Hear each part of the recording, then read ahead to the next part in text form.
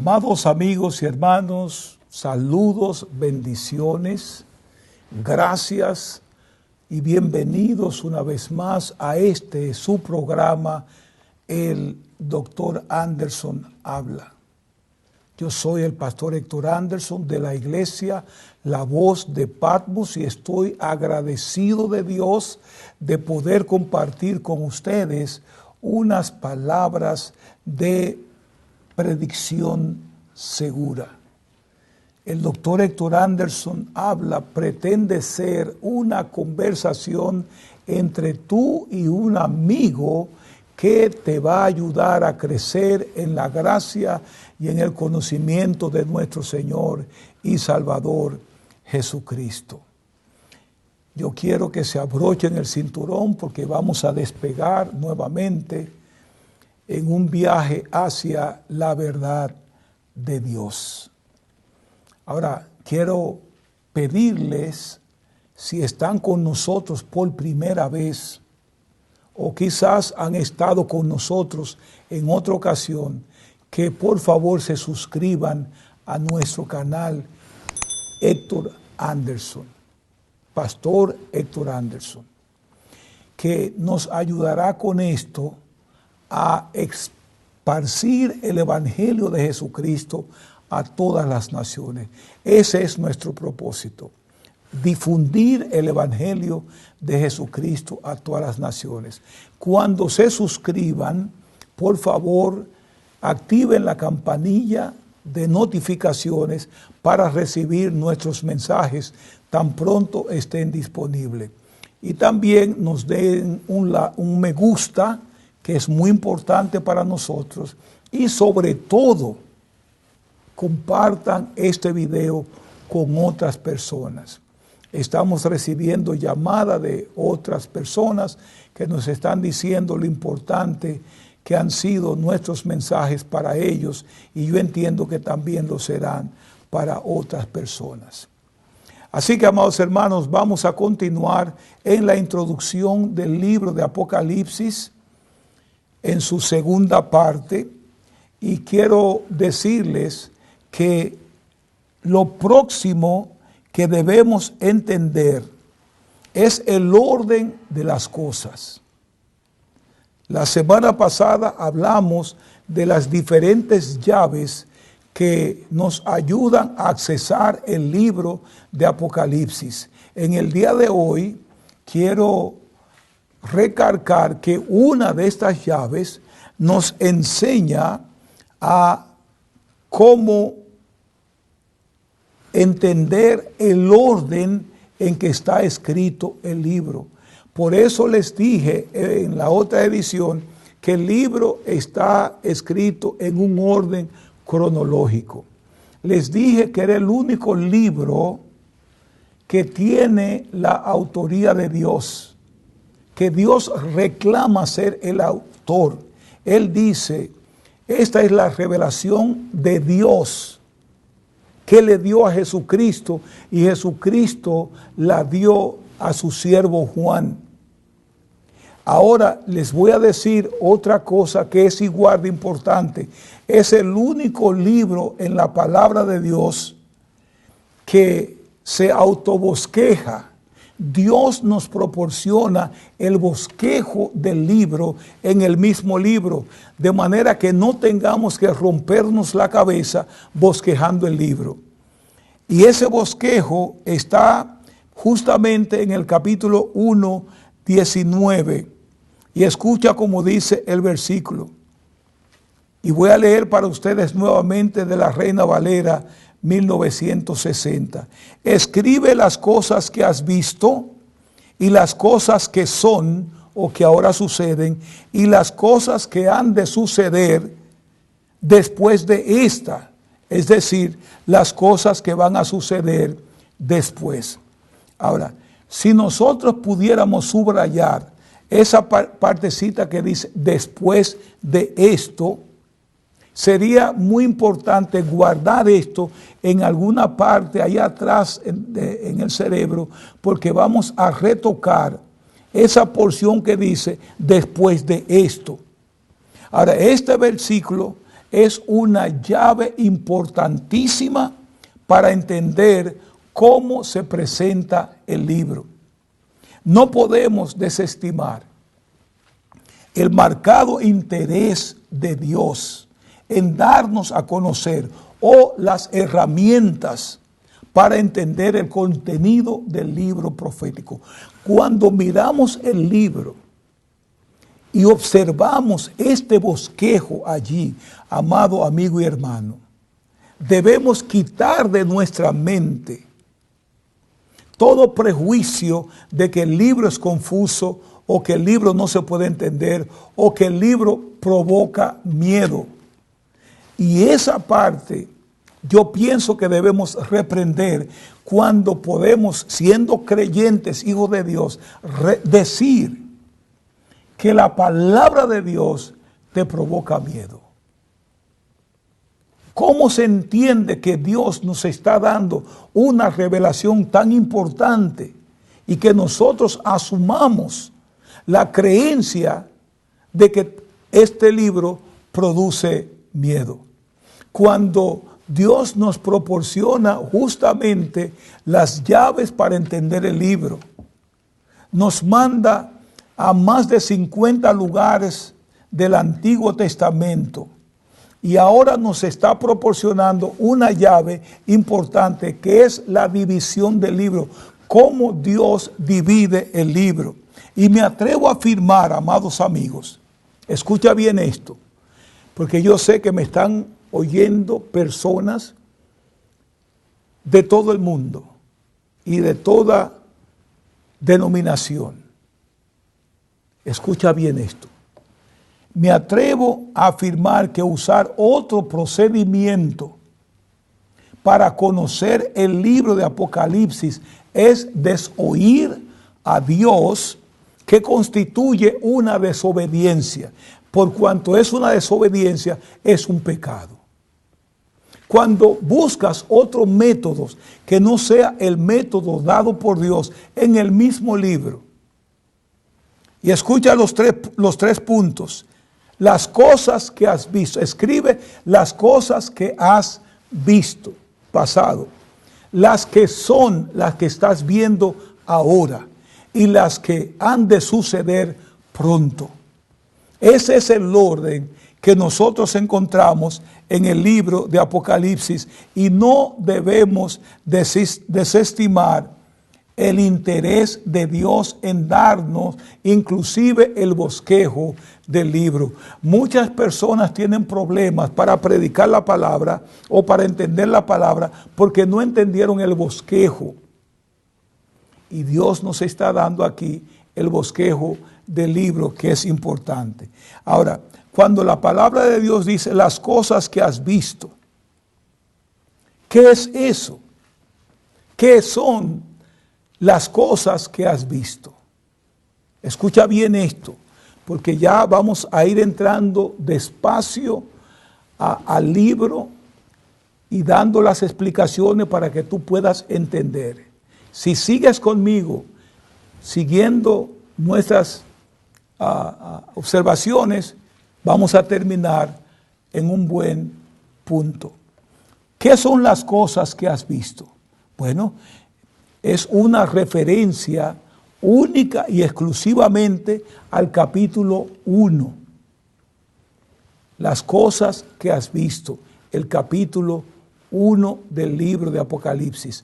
No vamos a detallar aquí lo que se vio en el capítulo 1, porque vamos a tratar el capítulo 1 como el capítulo 1. Pero le estoy diciendo la división del libro. Las cosas que ha visto, el capítulo 2. Las cosas que son los capítulos 2 y 3. Que es una referencia a los capítulos 2 y 3 y nada más. Cuando el apóstol dice las cosas que son, está hablando del capítulo 2 y 3, que también vamos a tratar cada capítulo individualmente, pero la referencia y la llave para poder entender el libro es que el capítulo 1, las cosas que son, ahora las cosas que has visto, y ahora las cosas que son, y finalmente las cosas que han de suceder más adelante o pronto. Por supuesto que esto es una referencia a los capítulos del 4 hasta el capítulo 22 o el final del libro. Y así es como Dios distribuye el libro en 3 porciones. No busque más porciones. No haga ningún esfuerzo por tratar de conocer el libro de otra manera. Dios, que es el escritor, el autor del libro, bosqueja el libro de esta manera. Número 1, el capítulo 1 solamente. Número 2, los capítulos 2 y 3. Y número 3, los capítulos del 4 hasta el capítulo 22. Ahora, este bosquejo presenta algunas dificultades mayores para muchos estudiantes de la Biblia, especialmente los estudiantes de la escuela de interpretación preterista, alegórica o historicista. Y creo que entonces que es mi responsabilidad explicar o ponerlo en un contexto en que todos puedan entender el libro. Estoy diciendo que muchas personas tienen problemas con el bosquejo porque están buscándole la quinta patas al gato y no quieren coincidir con la escuela de interpretación futurista. Y para no coincidir con la escuela, prefieren buscar todos los otros medios para tratar de entender el libro, y entonces terminan con situaciones que el libro realmente no está diciendo. De la única manera que puedes entender correctamente el libro de Apocalipsis es a través de ese bosquejo que el mismo libro te está dando para poderlo entender. Ahora, la primera parte del bosquejo señala las cosas que has visto, las cosas que has visto. Y la pregunta entonces es, ¿qué fue lo que Juan vio? Cuando Dios dice las cosas que ha visto, ¿qué fue lo que Juan vio? Vio la descripción de la visión de Jesús en su gloria. Y eso lo vamos a explicar. Juan vio al Cristo glorificado, no a Jesús el que antes conoció, el Jesús sobre cuyos hombros descansó su cabeza. Vio a un Jesús totalmente diferente. Juan estaba frente a un Jesús desconocido en su totalidad, diferente. Un Jesús que cuando lo ve, cae al suelo. ¿Cómo se entiende que el Jesús con quien yo caminé 3 años y medio, hablé con él, me recosté de su cuello, ahora lo veo y no lo puedo conocer? Y el impacto me lleva al suelo. Y muchas personas tienen problemas cuando hay una unción de parte de Dios, de parte de ciertos ministros, que llega sobre una persona y esa persona tiene que caer al cielo, y hacen burla de eso. Pero Juan se cayó cuando vio a Jesús. Jesús no tuvo que ponerle las manos. El Jesús que él conocía, que comieron juntos, que durmieron en el mismo lugar, ahora lo ve y se cae. Ahora, los versículos del 10 al 18 dan comienzo a una serie y ciclo de 7 visiones que están en el libro. Pero estas visiones están en nuestra programación, las 7 visiones de Jesucristo, que no podemos ampliar en este momento. Por lo tanto, Juan describe a Cristo como en medio de 7 candelabros. También ve a uno semejante al Hijo del Hombre, vestido con un ropaje que le llegaba hasta los pies y un cinto de oro a la altura del pecho, Tienen que prestar atención a esto que estamos diciendo. El cinto estaba a la altura del pecho. Eso significa mucho y lo vamos a explicar. Su cabeza y sus cabellos eran blancos como la lana, parecido a la nieve. Sus ojos chispeaban como llama de fuego. Sus pies eran semejantes al bronce bruñido y brillaban como horno, como un horno. Y dice, su voz resonaba como el estruendo de muchas aguas, de un poderoso caudal de agua. En su mano derecha tenía 7 estrellas y de su boca salía una espada de 2 filos. Su rostro era radiante como el sol en todo su esplendor. Ahora, aunque Juan menciona 7 candelabros, escucha esto, de oro, y que llevaba 7 estrellas en su mano derecha, quiero dejar los 7 candelabros y las estrellas para explicarlo un poquito más adelante, porque me va a tomar mucho tiempo. Ahora, lo primero que menciona Juan es su ropaje. Cómo estaba vestido el Cristo, el Jesús que él una vez conoció, pero que ahora viene totalmente glorificado. Pudiera parecer o pudiera ser el mismo Jesús, pero ahora él está en un estado glorificado, completamente diferente al Jesús que nosotros conocimos antes de su resurrección. Y es por eso que yo hice énfasis en nuestra programación anterior, que muchas personas, haciendo burla, han dicho, si él vuelve a nacer, lo matamos otra vez. No te equivoques, que él no va a venir como el Cordero de Dios que quita el pecado del mundo. Él va a venir con una espada en su boca. Él va a venir con un manto alrededor de su cinto que implica algo. Además de eso, su ropaje llegaba hasta los pies, además del cinto de oro a la altura del pecho y no alrededor de la cintura. Nos habla de su vestido y su trabajo sacerdotal. Ahora el hombre es el sacerdote. En el libro de Hebreos deja muy claro que él es el sacerdote según el orden de Melquisedec. Con esto desafió o cambió, si se quiere, el orden sacerdotal arónico establecido en el Antiguo Testamento. Cuando el libro de Hebreos nos dice que Jesucristo se constituye ahora sumo sacerdote según el orden de Melquisedec, está dando por terminado el pacto arónico, terminado, concluido.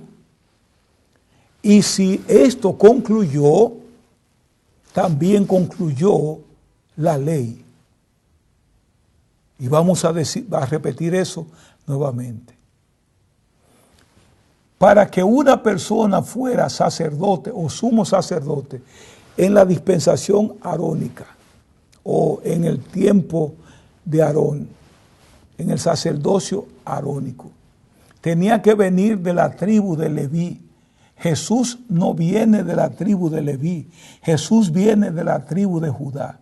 Y cuando el libro de Hebreo asciende a Jesús como sumo sacerdote, según el orden de Melquisedec, estaba dando por concluido el sacerdocio arónico y estaba dando paso a un nuevo sacerdocio.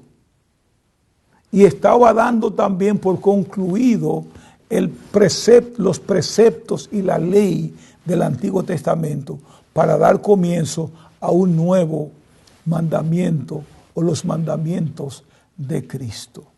Al menos eso dice Hebreos 7:21, que habiendo concluido el sacerdocio, es necesario que haya cambio también en la ley, dice la palabra de Dios. Ahora, si nosotros podemos entender eso, entonces vamos por buen camino. Ahora, hay algo que yo quiero decir hoy aquí, porque hace un tiempo estaban reunidos un grupo de personas y se levantó alguien supuestamente profeta y comenzó a profetizar y a asignarles a ministerios a la gente. Y uno de los ministerios que estaba repartiendo era el sacerdocio según el orden de Melquisedec.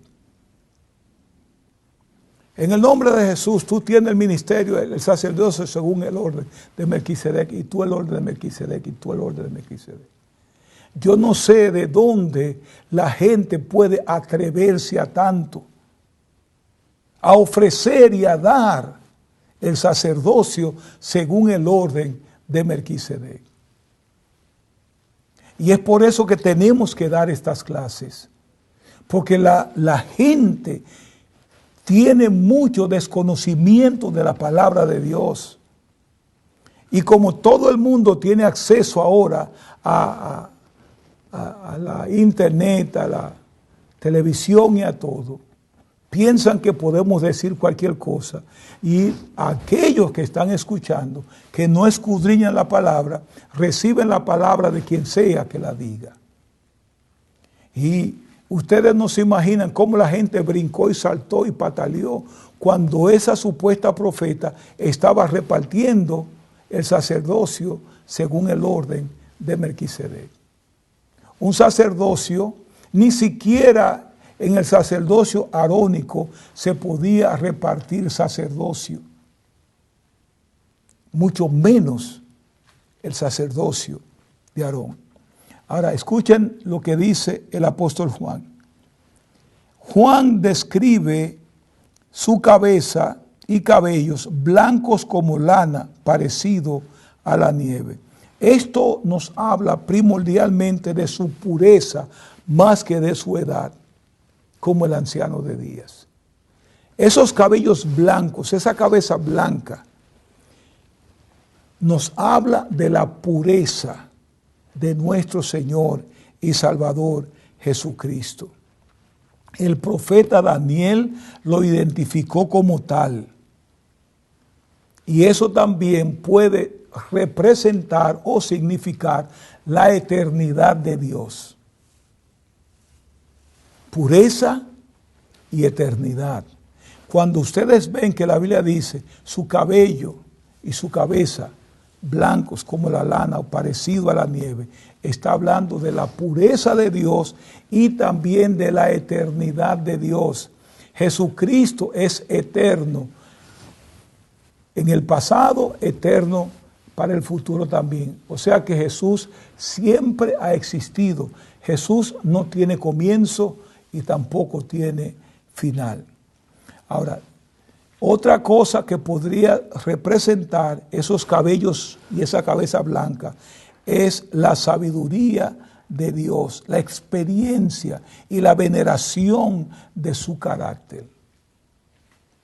Cuando leemos eso, todo eso podría estar incluido ahí. Ahora, cuando Juan habla de sus ojos, dice que chispeaban como llama de fuego.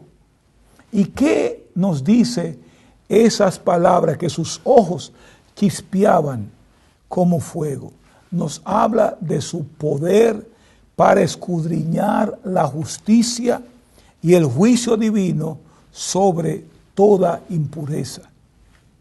Dios puede escudriñar lo más profundo, lo más escondido del corazón del hombre. Dios no necesita que nadie le cuente, le diga nada. Él puede ver tu adentro. Y es penoso, amados amigos y hermanos, que muchas personas a veces piensan que pueden esconder algunas cosas de Dios. Cuando esos ojos penetrantes pueden escudriñar tus pensamientos, tu corazón, lo bueno, lo malo que hay ahí adentro. Él lo puede escudriñar. Nadie escapa del escrutinio de los ojos de Dios, de la sabiduría de Dios. Nadie.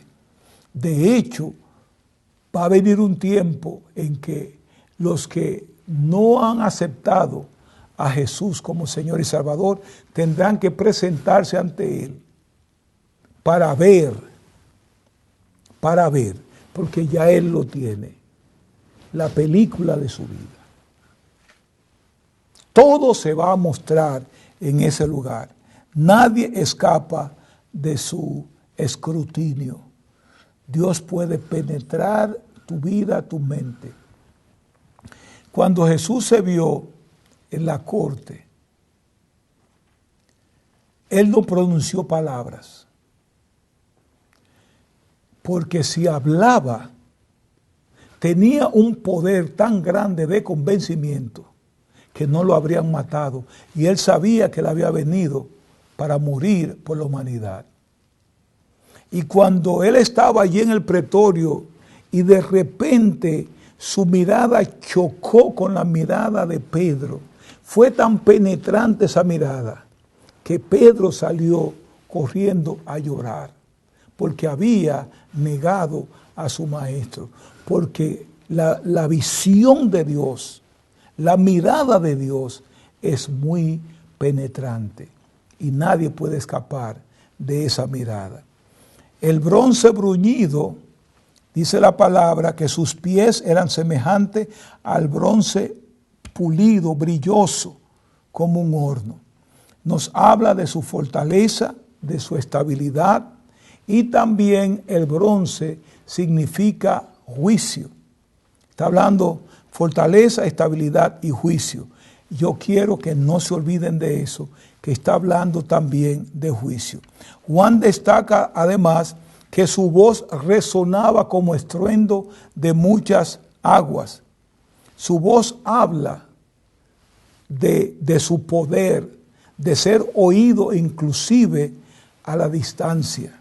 El profeta Daniel nos dice que el sonido de su palabra es como estruendo de una multitud. Ezequiel dice que su voz es como ruido de muchedumbre, como el ruido de un ejército.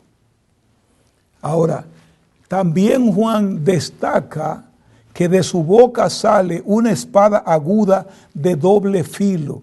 ¿Qué representa esa espada de dos filos? Indiscutiblemente una referencia a la palabra de Dios, pero también puede representar o estar asociado con la espada de la justicia del Hijo del Hombre que sale de la boca del jinete del caballo blanco. Eso lo vamos a ver en Apocalipsis 19, con la cual va a herir a las naciones. Esa espada, la espada del Espíritu, será de dos filos para protección de su pueblo y también para destrucción de sus enemigos. Cuán lamentable es que me están diciendo que ya yo debo terminar. Cuando Juan finaliza su descripción de la visión del Hijo del Hombre, manifestando que su rostro es radiante como el sol en todo su esplendor. Ahora, el mismo libro de Apocalipsis nos dice que la Nueva Jerusalén no tendrá necesidad de sol, porque el Cordero es la lumbrera. Y esa lumbrera, el Cordero, nos va a alumbrar y no vamos a tener necesidad de sol. Guarda tu corazón sobre toda cosa guardada.